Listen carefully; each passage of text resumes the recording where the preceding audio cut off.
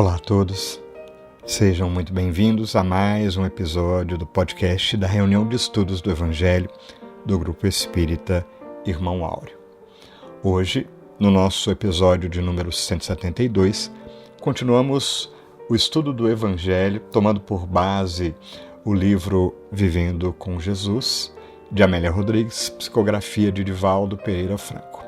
Convidamos a Cláudia, que abordará o capítulo intitulado A Corte de Jesus, capítulo de número 14 desse livro. E é interessante, sem dar muito spoiler, como a Amélia Rodrigues se dispõe a analisar vários episódios da própria vida de Jesus. A Cláudia ressaltou, ela intitulada Cronista da Vida do Cristo, nos aproxima desse coração imenso, fazendo com que nós sintamos mais perto desse grandioso Espírito, a quem chamamos Mestre, pois nos ensina tanto e nos orienta pelos caminhos da vida. Daqui a pouquinho a Cláudia tecerá os seus comentários, que estão, desde já adianto, muito interessantes. E ressalto também que teremos a oportunidade de desenvolver na nossa live, que ocorre hoje no canal do YouTube, no Facebook, que conta com uma convidada para lá de especial. Além de mim, do Ítalo, da Ana Márcia nos comentários, da própria Cláudia, a gente vai receber a Suzy, que vai nos enriquecer com a sua participação. Está imperdível. A gente a convida, então, você a estar conosco juntinho. Se não puder, não se preocupe, tudo fica gravado, a gente pode assistir depois. E aqui também reforçamos o convite maior, para que você se envolva nesse nosso esforço de estudo e de divulgação do bem, das vibrações do Evangelho por todos os meios ao nosso alcance. Então te chamamos a participar conosco, deixe seu comentário, compartilhe os links, enfim, da forma como você se dispuser. Lembramos também que na descrição do vídeo estamos impostando também várias referências bibliográficas, caso você queira aprofundar o estudo e a participação. Contamos sempre com o teu carinho e com o teu abraço. Ao final desse instante de reflexão do podcast, teremos o nosso momento de oração, iniciando com uma lindíssima poesia de Maria Dolores. Fique aí conosco até o final, para que possamos juntos nos envolver nas vibrações da prece. Dito tudo isso, apenas nos resta te convidar. Vamos ouvir?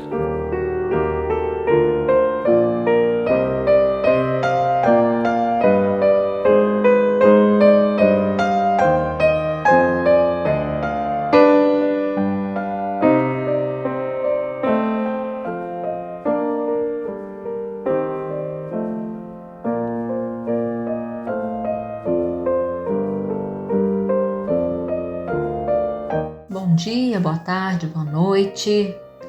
É uma alegria estarmos juntos mais uma vez neste podcast de estudos do Evangelho, realizado pelo Grupo Espírita Irmão Áureo. Estamos estudando a obra Vivendo com Jesus, psicografia de Divaldo Pereira Franco, ditado pelo espírito de Amélia Rodrigues. São mensagens de fé, de esperança, de caridade, de coragem, ditadas por esse espírito que já se consagrou como a cronista dos evangelhos. Hoje, o capítulo 14, intitulado A Corte de Jesus. Corte, no contexto das monarquias, é o nome que se dá ao lugar onde o rei reside, seja permanentemente ou de passagem, assim como às pessoas da casa real e às que as acompanham. O nome parece derivar do latim, que significa ajuntamento de gente em ato de guerra, debaixo do governo de uma pessoa. Amélia Rodrigues, nesse capítulo 14, diz que os reis, príncipes e mandatários do mundo cercam-se de súditos que pensam e agem conforme eles, encarregados de atender-lhes às vontades, de livrá-los de problemas e resguardá-los de quaisquer dificuldades. A palavra súdito, conforme definição do dicionário, significa não livre, submetido à vontade de outrem, sujeito, reverente, subserviente. Se há uma corte, se há um rei, os súditos escolhem a quem servir e, de fato, a grande reflexão que o capítulo nos traz é: a quem servimos ou a quem escolhemos servir? Jesus foi enfático ao dizer que ninguém pode servir a dois senhores, pois ou odiará um e amará a outro, ou se apegará a um e desprezará o outro. Essa fala está registrada em Mateus, capítulo 6, versículo 24, na passagem conhecida como Sermão do Monte. Amélia nos fala inicialmente do jugo do mundo, do preço que é cobrado quando escolhemos servir ou submetermos-nos aos reis e mandatários do mundo, que bem podemos denominar de poder, cobiça, riquezas, ascensão social, holofotes, palmas esfuziantes, reis e seus súditos na folia da ilusão. A multidão que hoje aplaude e amanhã crucifica, sem dó nem piedade, elegendo todos os dias reis temporários, para depois substituí-los pela próxima novidade, ávidos de prazer, ávidos de loucura, entediados no minuto seguinte. Daí surgem, como se vê do capítulo, os comportamentos desequilibrados, caracterizados pela bajulação, severidade, indiferença, soberba, prepotência, frivolidade. A astúcia e a habilidade nos negócios são admiradas por guindarem as pessoas ao poder a qualquer preço.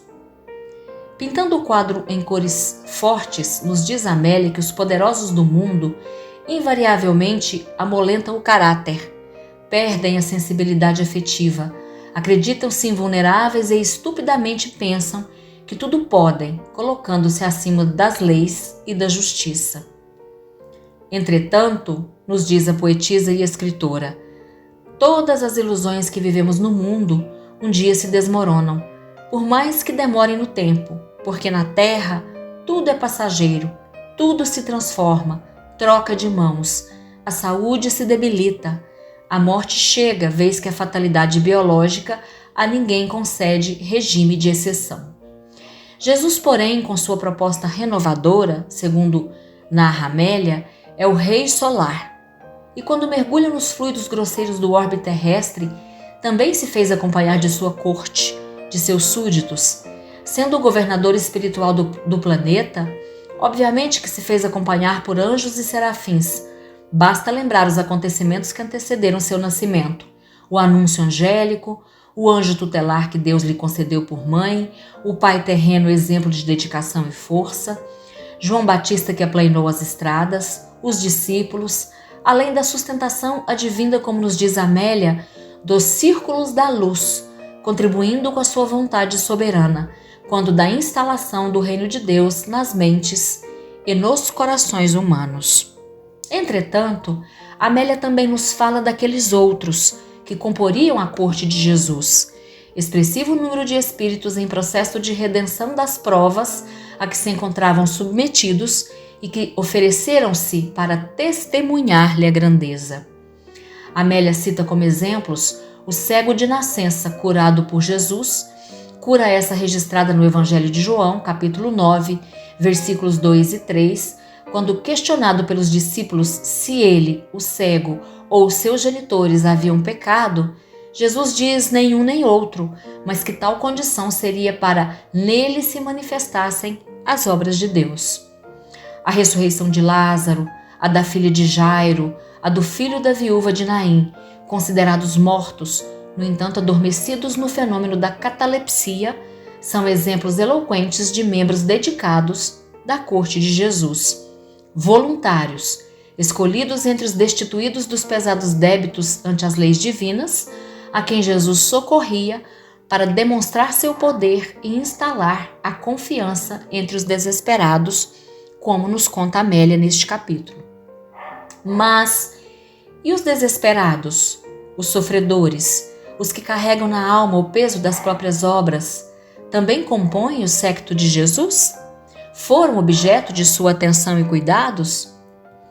Conforme registrado no livro Pão Nosso, lição 151, vai nos dizer Emmanuel que Cristo é o Salvador das almas e o Mestre dos corações, e, com ele, encontramos os roteiros da vida eterna. Portanto, não fala de transitoriedades ou realizações imediatas. Seus súditos não são aqueles que estão satisfeitos com o mundo. É o que vai esclarecer o próprio Jesus aos discípulos, que, embora lhe ouvissem de perto os ensinos, se confundiam quanto ao real propósito dos mesmos. No capítulo 6 do livro Boa Nova, intitulado Sermão do Monte, Jesus explica aos discípulos confundidos que haviam acabado de expulsar 3 amigos, aleijados e mendigos que buscavam a presença de Jesus para entender melhor o Evangelho. E Jesus diz: no entanto, Levi, precisamos amar e aceitar a preciosa colaboração dos vencidos do mundo. Se o Evangelho é a boa nova, como não há de ser a mensagem divina para eles, tristes e deserdados na imensa família humana? Os vencedores da terra não necessitam de boas notícias. Nas derrotas da sorte, as criaturas ouvem mais alto a voz de Deus.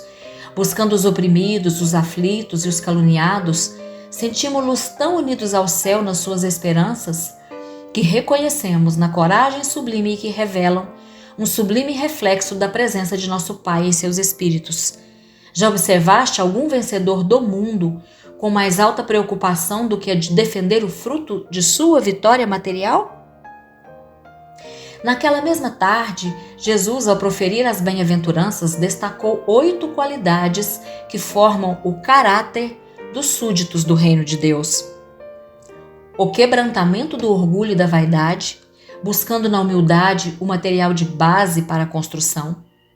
O choro, não de revolta, mas de resignação e coragem diante das provas da vida. A mansidão, que se constrói pela brandura e pela mansuetude. A retidão, justiça, respeitando os direitos e cumprindo os deveres. A misericórdia, que se compadece e auxilia sem julgar. A pureza de pensamentos e sentimentos. A pacificação pela conduta reta e digna. A perseguição por causa dos valores do reino. Trabalhar e servir a Deus sem contabilizar dificuldades, mas buscando a construção desse reino inicialmente em nosso próprio coração e depois voluntariando-nos para dar o testemunho e estendê-lo aos demais corações humanos. O Espírito de Verdade, no capítulo 6 de O Evangelho segundo o Espiritismo, item 7, diz: sou o grande médico das almas e venho vos trazer o remédio que deve curá-las. Os fracos, sofredores e os enfermos são meus filhos prediletos e venho salvá-los. Vinde, pois, a mim, todos vós que sofreis e que estáis sobrecarregados, e sereis aliviados e consolados. Não procureis alhures, a força e a consolação, porque o mundo não as pode dar. Essa é a plataforma do Cristo, e seu jugo, esse mesmo capítulo 6 de O Evangelho segundo o Espiritismo vai nos dizer: entretanto, Jesus coloca uma condição à sua assistência à felicidade que promete aos aflitos. Essa condição está na lei que ensina. Seu jugo é a observação dessa lei. Mas esse jugo é leve e essa lei é suave, uma vez que impõem por dever o amor e a caridade. Claro que os senhores que elegemos irão exigir de nós fidelidade, cabendo a cada um escolher qual preço pretende pagar para ter aquilo que deseja. Jesus confia que os súditos e trabalhadores de seu reino chegarão de todos os lugares. Foi o que respondeu ao orgulhoso Hanã, em célebre conversa travada junto ao Templo de Jerusalém, quando questionado pela voz do mundo, aqui representada por Hanã, como pensava em levar adiante a missão de construir o reino de Deus no coração dos homens. Com que contas para levar avante essa difícil empresa? Quais são os teus seguidores e companheiros? Acaso terás conquistado o apoio de algum príncipe desconhecido e ilustre para auxiliar-te na execução de teus planos? Meus companheiros hão de chegar de todos os lugares, respondeu o mestre com humildade. Sim, observou Hanã, os ignorantes e tolos estão em toda parte na terra. Certamente que esse representará o material da tua edificação. Entretanto, propões-te realizar uma obra divina e já viste alguma estátua perfeita modelada em fragmentos de lama? Sacerdote, replicou-lhe Jesus com energia serena, nenhum mármore existe mais puro e formoso do que o sentimento, e nenhum cinzel é superior ao da boa vontade. Sentimento e boa vontade. De fato, Jesus prosseguiu confiante, levando a efeito a missão divina de esclarecer aos homens quanto ao seu futuro espiritual e a necessidade de iluminação própria. Curou o corpo com vistas à cura da alma, quando recomendava seguirem as diretrizes do Evangelho, reconciliando-se consigo mesmo, com o próximo e com Deus, seguindo-lhe a divina lei e fazendo-lhe a vontade perfeita e justa. Vai nos dizer Amélia Rodrigues que aqueles eram dias realmente luminosos e únicos. Embora anunciados, não poderiam ser concebidos em face de sua grandiosidade. O seu ministério foi programado muitos séculos antes. Mensageiros nobres surgiram como estrelas fulgurantes através dos tempos, sinalizando a terra com alicerces de luz, a fim que ficassem estabelecidas as primeiras bases da futura construção do reino de amor e de justiça. É certo que ainda não se cumpriram aquelas extraordinárias promessas, vai nos dizer Amélia, em razão do processo de evolução do ser humano. Todavia, a presença psíquica de Jesus ficou no planeta, não como o mártir da cruz, mas como o inexcedível amor feito de misericórdia e de compaixão. A tragédia da cruz, que tanto comove, em razão do estoicismo do assassinado, prolonga-se na história da humanidade em razão da indiferença daqueles que lhes são amados e ainda preferem Mamon à ilusão de seu convívio. Mais tarde, na live, os comentários serão enriquecidos com a participação da Suzy, do Fabiano, do Ítalo e da Lana e de todos que nos acompanham, os quais ficam desde já convidados a compartilhar conosco desse momento de aprendizado. Esperamos todos vocês. Muita paz e que Jesus nos abençoe. Iniciaremos o nosso momento de oração de hoje com a poesia Falando ao Senhor, de Maria Dolores. Senhor, se hoje viesses em pessoa até nós, que te diria eu? Que milhões e milhões de companheiros vagam em desatino, sem cogitarem de saber o que são e quem são? Que a penúria de espírito campeia, insuflando amargura e rebeldia, sofrimento, ilusão? Que o medo, em se alastrando na escura inquietação a que se aferra, gera conflito e angústia em toda parte nos caminhos da terra? Que a riqueza do ouro não remove tristeza e solidão na alma ferida, que os engenhos perfeitos do progresso não enxugam as lágrimas da vida? Que te diria eu, Jesus, se te encontrasse, que nos condói fitar a multidão dos que fogem de si mesmos, dando-se à dor maior por onde vão? Que nos comove contemplar a inteligência rica e, entretanto, insegura, elevando o conforto, sem saber dissipar as sombras da loucura? Que dirias, Senhor? Não te diria nada disso, pois sabes tudo ver muito mais do que nós. Rogar-te-ia tão somente a bendita prisão na força do dever que me guarda em serviço, para que eu saiba compreender, sem azedume e sem alarde, como aperfeiçoar-me para aceitar-te, enfim. Porque tudo, Senhor, estará justo e certo, do que eu veja no mundo, longe ou perto, se a tua luz brilhar dentro de mim. E esta, Senhor, a nossa rogativa. Ampara-nos os corações, para que tenhamos a força de vontade de estarmos mais próximos de Ti, Mestre e amigo.